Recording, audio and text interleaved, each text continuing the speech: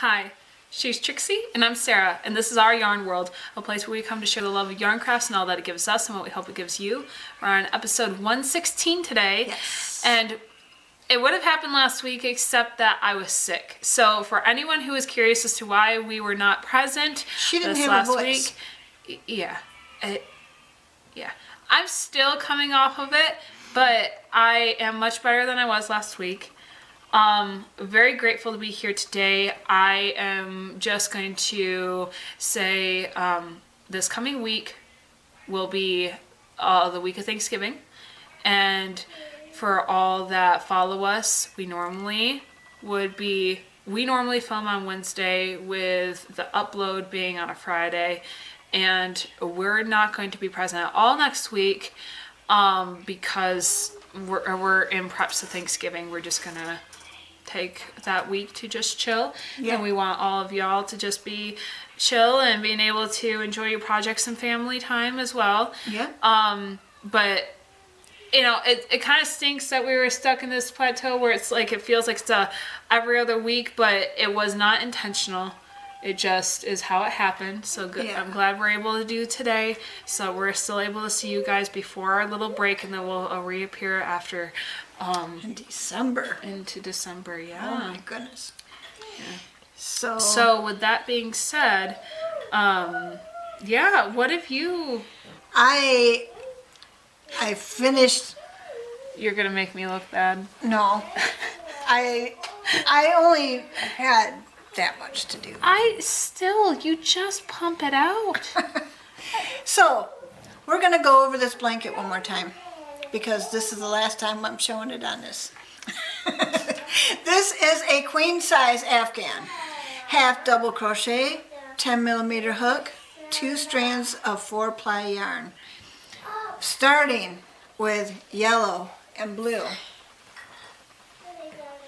and then going into oranges and blues, and reds and blues, and then reds and grays and reds and blacks, and then down to the green and blue, green and brown, and green and brown.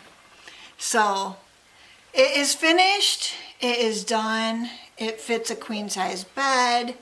It is done for my daughter-in-law's benefit that she is hosting for somebody that she knows that needs the extra help. Yes. And so it's finally accomplished. It's done. I have 2 more blankets to go with it that are just personal size, and that's where we're at right now. Now, as far as me doing stuff that's new to me and a challenge, I have started that again. My grandson wants to decorate his room for Christmas, and he is 3, going on 4 in January. Yeah. And so I thought we would make a little amigurumi Christmas tree. He's over there. I'm okay. Granted, that is the situation, but weren't you interested in possibly making like Christmas decorations leading into me literally on the phone with you being like, he's already planning out Christmas, and you being like, oh, this works because now this gives me a reason to. Yeah, because I would like to make one with Sarah's little pumpkin here. Okay, I thought, well, I could change that out with a Christmas tree when it comes on season. Yeah, so I was thinking I'm going to make one for us for that reason. Okay, got it. And then we were talking, and she told me about the situation with him wanting to do his room. Situation, totally. Yeah. So I started to make one that I was going to get the picture for. Let me find that picture real quick. Yeah, when we were navigating that was a fun conversation. As Oh I'm boy, just we had on Pinterest, lots just of sending pictures. things her way. Oh, she sent me pictures. But let me see if I can find the one we are Wow, It there's was lots and lots of pictures here. this one. Okay. So it's not going to look quite the same because I'm not the same person as who did this. I love you. I think this is adorable. But I have a looser gauge. Okay, how else you could have said that is I'm okay with how I said it. I I will. am not that person. No. So I make things a little bit looser, and so I ended up having to tear some of this out, the actual tree itself. I did not put the eyes in the same place. I will be decorating this little guy, but this is where I am right now. He's got his eyes. We just put him on right before we filmed, and this is going to be the main tree. I've got the base of it, which will fit all together when I get it all sewed together, but I've got to cut out a piece of cardboard to stiffen the bottom up and stuff this. Then there's a stump that goes at the bottom that I also need a piece of cardboard to flatten that bottom out, stuff that part, sew it to the bottom of this guy, and then I get to decorate. That's going to be a fun part for me. And it's not going to look the same as hers, but I was able to use her free pattern. If I can remember, and I'm hoping I will put the pattern in the description for you. It is a free pattern. It is an easy pattern. I can't say that it's hard. It's just a lot of counting for me. I'm not used to that. I'm used to going on blankets, just going. Get to the end, do your stitch, turn it around, and go again. That's what I'm used to. So there's a lot of doing extra stitches, doing the counting to make sure you get to the extra stitches, all that kind of stuff. But it's not hard. I will say that I'm grateful for Sarah having the eyes already so that we were able to continue this, because after this filming is done, I'm going to be stuffing this guy and getting the bottom sewed on. Mm-hmm. So I can't wait to see it when it's all done. And I'm going to make, I was going to do 2 of these, but I think I'm going to find a different pattern for Olivia. Just because I think it'll be a little bit easier for the kids if they were to bring them out as stuffies, that they would know which tree was theirs. I've got a different color for hers too, so that'll be a help. Do you want to use cardboard if they're going to be using them as stuffies? Well, I'm hoping that they'll just use them as decorations, but I don't know what to do to stiffen it up if I don't. Plastic canvas. I don't have any. Well, you have to drop me off. Sure. This conversation just got really... We're planning on the we're go. problem solvers. What I was gonna say was your execution of her original design took a detour. Yes. And that is with creative liberty that a lot of people take, especially with patterns where they're just inspired by the idea. My mom wanted to be able to do something. She saw the pattern. She thought that that would be able to best get her started in the direction she was wanting to go in. Yeah. And now she has taken it and is running with it in her own way. Yeah. Does not mean that there's anything wrong with that, but she is right. Her gauge when it comes to her stitches are not necessarily geared towards amigurumi making. Right. And amigurumi is a much more of a stiffer kind of tends tighter. Well, it requires it to keep form. Yeah. Luckily, you're creating something that does, so far the ones that you've wanted to make have not required such need for form. Right. It's very forgiving. If we move on to anything else, I might have to almost make your hook size smaller. Yeah. Just to try to compensate for what you're not able to do naturally. Right. And that's not me trying to be...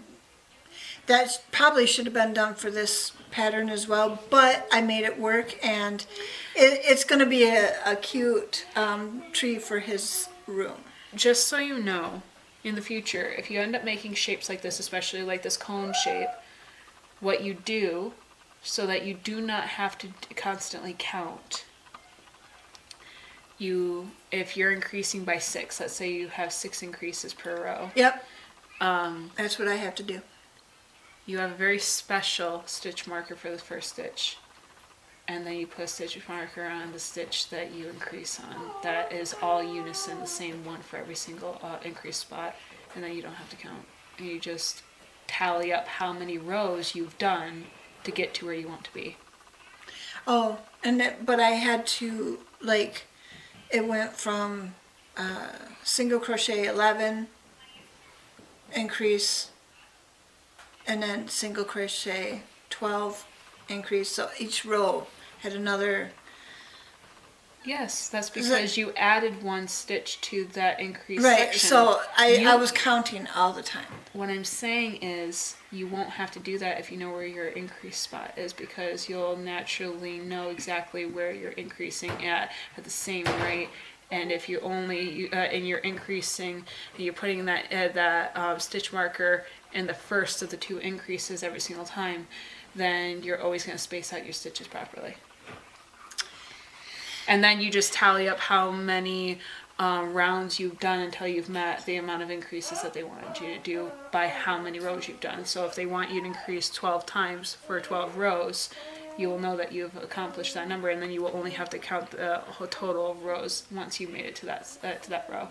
See, she knows. But that's just because I've been doing it for a long time. Right. So there are those things that allow you to still make an Aragurumi project like this, especially when you're at this point, still movie project. Right. Because you just make sure that the first of the round is a very special stitch marker, and then the rest of them are all in unison, so that you know that those are just the increase spots. Right.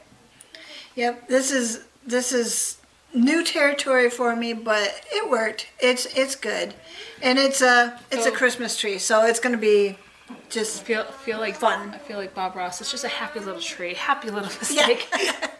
Yeah. There are no mistakes. There's happy accidents. Oh God. Well. So what have you been up to? Well. Okay, let's talk about this. Oh, no.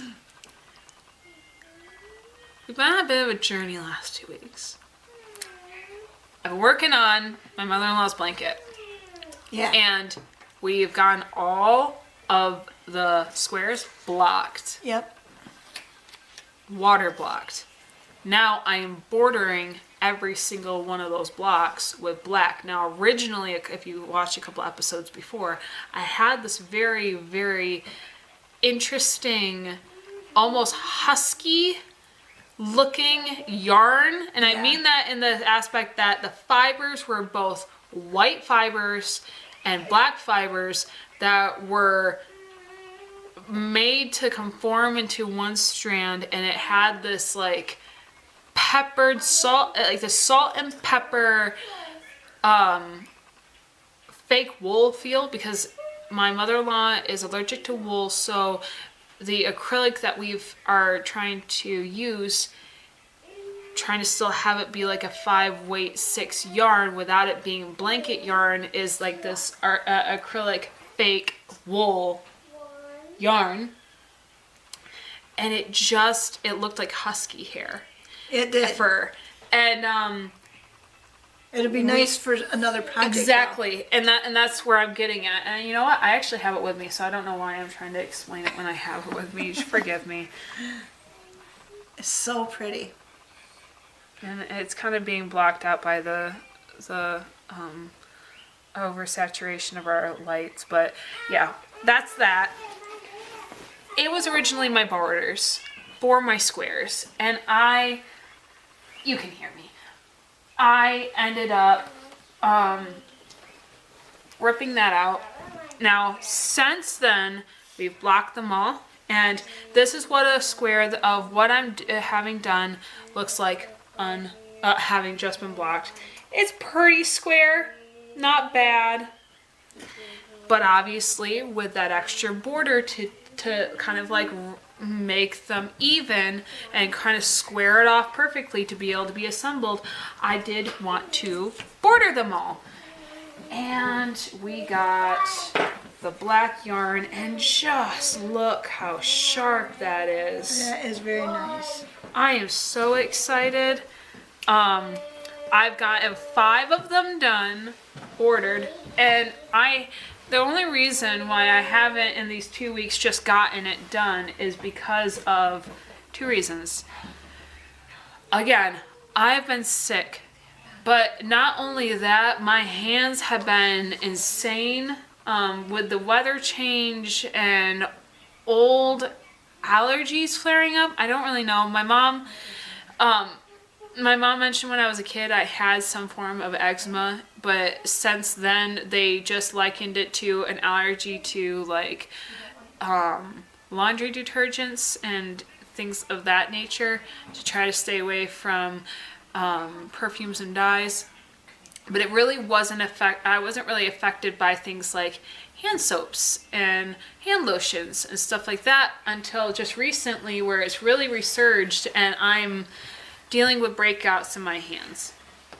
And with that being said, that's been kind of limiting my ability to want to have fibers glide over my hands. My hands have either been hoarse or they keep breaking. And I mean that as in like, it feels like at any moment I'm suffering from like little paper cuts that can just happen. All of a sudden I have like these little spots that will just bleed. Nothing horrible, but it's one of those things where I don't want to be working on a project and then accidentally bleed on it. Yeah. And so it's this inconvenience of my hands either have to be constantly trying to overly absorb with this, with like a cream that's much more like greasy because the lotions are just drying out my skin, depending on this recipe, or its make, or I'm just kind of stuck. And that kind of, like I said, the stuff I've been having to use has been leaving my hands greasy. Doesn't exactly make it really available for me to be able to do projects if my hands are greasy. But when my hands are just kind of dry and I'm not really having anything on them, I'm still just kind of this broken out, dried, ashy, still always feeling that if I close my hands too tight, my knuckles could start to bleed. And so I'm okay. I will, my mom and I were talking about some of my prior skin related issues from the past when she was taking care of me, and I just have no memory of this. And recognizing that I actually have this in my history, I could just bring this up to my doctor. Hey, apparently I've had eczema for a very long time. Since you were born. Could I please actually pursue some level of medical treatment for this? Because it's kind of hindering a lot. Because this is not just for projects. This just makes it difficult to do a lot of different things. Yeah, when you can't use your hands, that's your life. Well, it's been like this aspect of like trying to make sure that my hands are not going to do anything when I'm cooking. Yeah. But you want to make sure your hands are clean before you start cooking, especially when you're dealing with kids that are in the middle of potty training and all this stuff. It's like my hands are, or you're sick. I was sick and I was sitting there being like... You wash your hands 50 times a day, and that isn't good for it either. Yeah, exactly, right? Because your hands need their time to be able to do their own thing.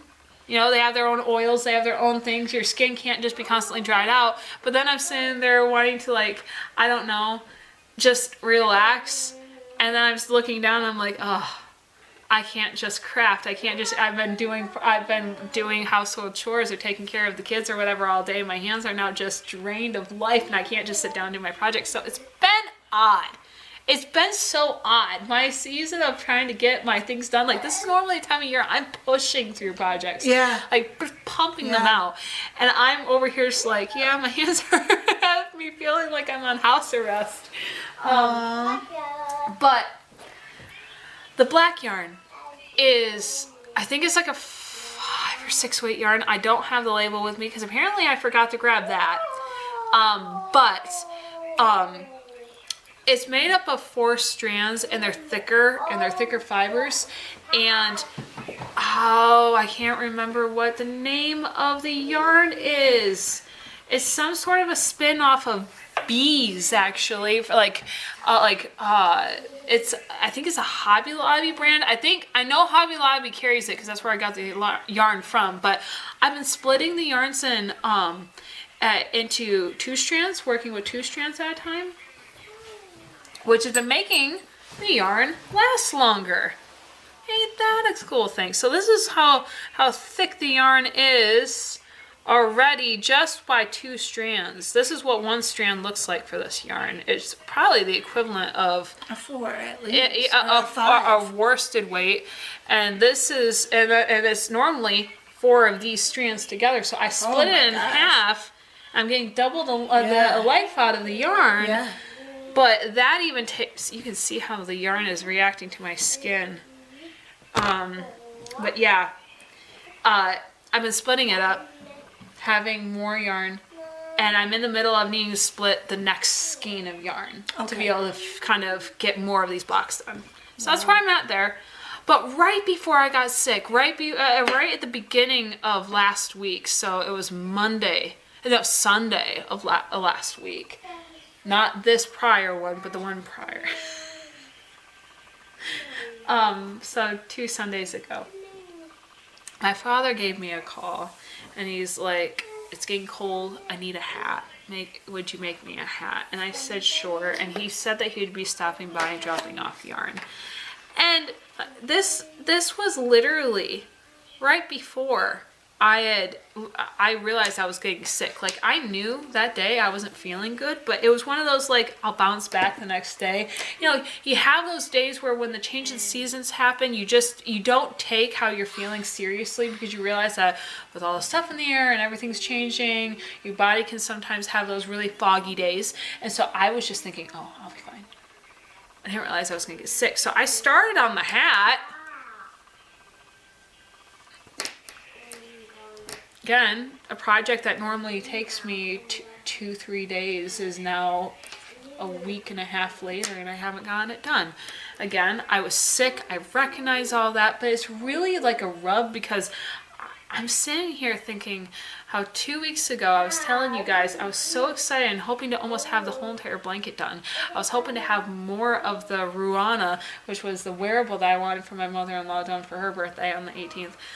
It dropped into my lap and I was like, oh, this is going to be an easy project to have done by Wednesday when she dropped off the yarn that Sunday. And then we didn't end up filming because I was sick. And I'm thinking also, we just bordered the prior yarn that I had bordered these squares with that I was telling you that was like husky fur. I have a completely different idea for it. And I was like, oh, this is going to be great. These are projects I can get done. This is realistic. They all are merging together because one could be a TV project. One could be when I have extra time. One could be when this, that, the other thing. I can be watching one of the kids' shows. I could be listening to my audiobook. If I don't want to be working on one of my main projects, I could just whip up this little thing and have it for, I had projects that were working for my moods. Right. And then I got sick, and on my hands, it's just been a thing, okay? I feel like I'm in this really weird funk, and it's annoying. Like, my husband's at a point where he's just like, maybe we should get you some gloves that might work.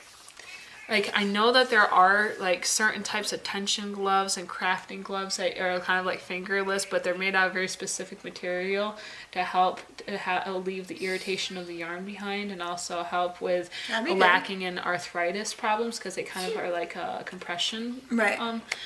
But I've seen them at crafting stores, and I'm wondering maybe that would help me be able to pursue getting these projects done by having like this material that will not tear apart the fibers of the yarn. Yeah. That I can wear that are fingerless, so I still have my tips to grip, but I can just continue to work on it without having to worry about my hands breaking out underneath. Right. Yeah, that may be good. Yeah. It's just been annoying because I really want to get this done, and I'm feeling better now, and I'm figuring out my hands. But now I have all this stuff, and it's like, time is ticking. My mother-in-law's birthday's coming. Okay? Like, can this just not happen? It would be great. Right. So, but yeah. Gentle reminder, if you want things to happen when you want them to happen and they don't happen, guess what? That happens to everybody. That's true. And that kind of leads us to our saying for today. Oh, yeah. No, we chose this because when I read it, it just made us both smile. We both liked the character, but so we're not reading a scripture today. We're reading a quote, A character quote. Yes, From a show. it says, "Pooh remarked, I always get to where I'm going by walking away from where I've been." And isn't that just like Pooh? You're going to get where you're going. You are going to get where you're going by leaving behind everything else. It's going to get done. Yeah, well, it just may not be your timing. Yeah, it reminds me of another quote I saw in a movie. I want to say it was one of the Herbie movies. Maybe. It's been a long time since I watched those, but it was this guy, I think it was the driver he was talking to, who was kind of disappointed about whatever was happening at this arc in the movie. It was like right at before the last act. And it was like the wise old character had come into the picture and was just listening and had observed the main character's like lament or whatever, and the wiser character just was like, "What do you do at the end of reading a book?" And the character's like, "What do you mean?" He's like, "What do you do at the end of a story? What do you do at the end of reading a book?" And the guy, he's just like, like thinking that it's much more of an intellectual question. Right. Like, do I think about it? I ponder it, this. He's like, "No, you shut the book." And he's like, "That's your problem. You're pondering over something that's already done. Oh. Shut the book." Yeah. There you go. Shut the book. When you get to the end, you shut it. Yeah. And it felt so simple. But even the main character's like, "Oh, this, that," like thinking that the guy's trying to invoke some sort of like you're reviewing, you're contemplating what you just read, you're kind of thinking about how that made you feel. He's like, "No, you shut the book." And he didn't mean that in a mean way. It's just like, when you get to the end, you can't go anywhere else until you stop. Yeah. Until you let it end. Yeah. You can't go to your next chapter, you can't go to the next thing until you just let it be. Right. And turn the page. And that's exactly how our projects are going to be done too. Yeah, I know. I have a lot of books to shut then. Well, I finally get to shut the book on this big old that is queen-size massive. blanket. I know you guys didn't see it, but normally I help my mom by like I brace the work as she's kind of showing it to you viewers, and I'm kind of behind it, and there's nothing wrong with that. Normally her blankets are not this big. My hat fell off when I was in the middle, and I don't know if you heard me, but I was sitting there being like, "Oh, no." It's like, as my hat's getting just eaten by this blanket. But it's huge. And yes. But the thing is that chapter is done. Mm-hmm. Now I have it to give to the benefit, and I'm very proud of that. I'm working on the Christmas tree. Mm-hmm. That's going to be done. Mm-hmm. you're gonna get the blanket done too. The blanket, the wearable, Yeah. the projects, the hat. I know I will. Yep. But it's one of those, like, when you want it to be done on your timing Yeah. and it doesn't happen, it's a sense of real disappointment that's so odd. Like, you don't want to lose motivation for what you're doing, but there's also this sense of, why can't things just work out? Right. You Right. know? But here's the thing. We have the next week, and I hope all of you take the opportunity to enjoy Thanksgiving, enjoy thinking about the things that you're grateful and thankful for, spending time with family or friends, however you're planning to spend your Thanksgiving, and maybe taking some time to just enjoy something you were thankful to be able to have as your hobby, and maybe just getting some things done and just taking some time for you or time with people that you really don't get to hang out with any other time than now. Right. Some people do not get to see the family or the friends that they that they do until this time of year, right. because this is a time of year where it feels like everyone actually takes the time to see everybody. Right. So and on that note, we're grateful for you guys. Yes, we're thankful for each and every one of you, and we're asking that if you haven't, you could subscribe or like, comment. You know, share. Tell your friends. Yeah, share if you think that anyone would also enjoy our rambling. Fun times. But as always, we're thankful for anyone who's made it to the end of the video and has tolerated my little one just having a field day in the background. Because listen, it's just a thing. He obviously did not want to take a nap today. So hopefully he wasn't too much of a distraction. We, again, appreciate every single one of you. And we hope, as always, that you stitch your way to mental health.